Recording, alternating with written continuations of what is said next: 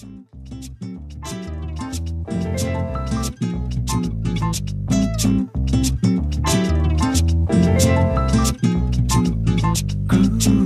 in, while we try to do some landing.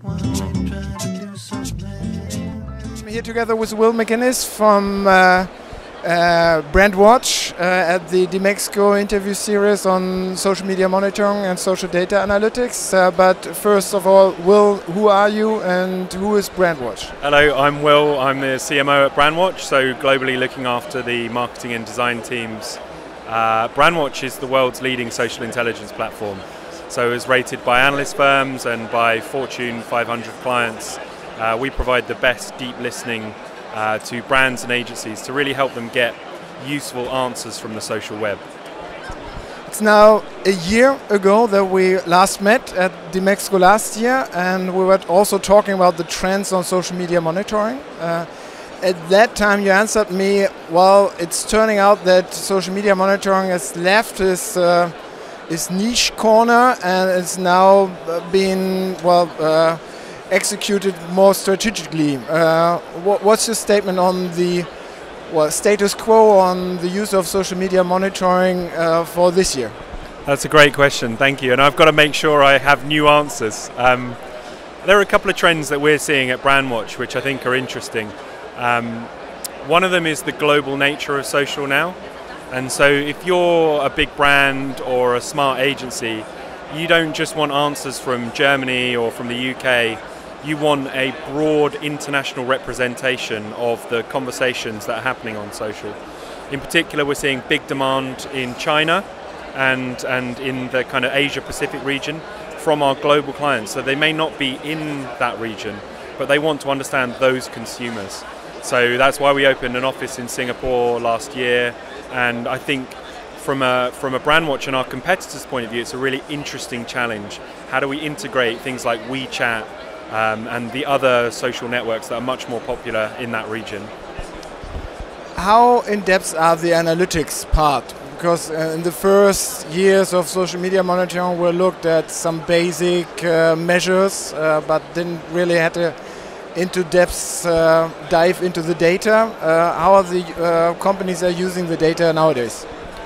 That's a great question. Last week, I believe in London, we had a panel discussion with a number of our clients who are from consumer insights teams. And what I loved was their answer about how are they blending data. So they're not just going, okay, this is what Brandwatch says. That's the truth. They're saying, this is what Brandwatch says. This is what my search traffic says. This is what my sales data says. And I asked them, what's your favorite combo? What's your bacon, lettuce and tomato of data? And one of them was from one of the world's biggest consumer packaged goods companies, and she said social, search and sales. And so she's blending those kinds of data to see when are people talking about their ice cream brand? When are they actually buying the ice cream brand? When are they searching for it? And when she looks at that whole picture, she can start to understand much more intelligently the insights about what consumers' behavior is. What about the linkage between insights and actions on the other side? So that's also one part. Certainly we have to make use of the data, of the insights we get out of the data. How's the advancement on this side? I couldn't agree with you more. There's nothing more frustrating to our customers to work hard on creating this really niche, interesting point that the whole project can pivot around, and then it's just a PDF. It's just an email that never gets open.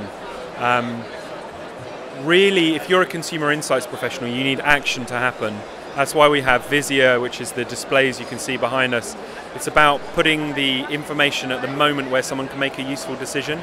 And I think that our industry needs to do a better job of helping the insight travel, helping the insight be actionable. Because as a marketer myself, you're a consultant and a person in the world. There's interesting information all around us, but that's not enough. It's the so what. What do we need to do now? So if we just have a look back and into the future, so we are in the middle of really making use of the tools, as you answered to me. So what are the future trends that this activity field is moving towards, and also what are the ideas of Brandwatch for this? Absolutely.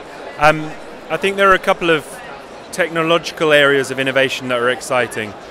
One of them is about taking a lens into the social web that isn't about keywords, but is about either people or about images.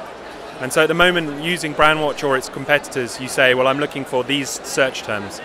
Whereas we and our competition are now offering to the market ways of looking at social, but from the people and from the networks. And I think that's a really interesting opportunity, because if you start with the people that you care about, you might find very different answers than if you start with the words that you care about.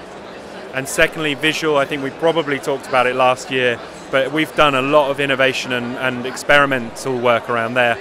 You know, analysing what is in the image and finding out what is helpful from that image to us as decision makers is a really interesting area.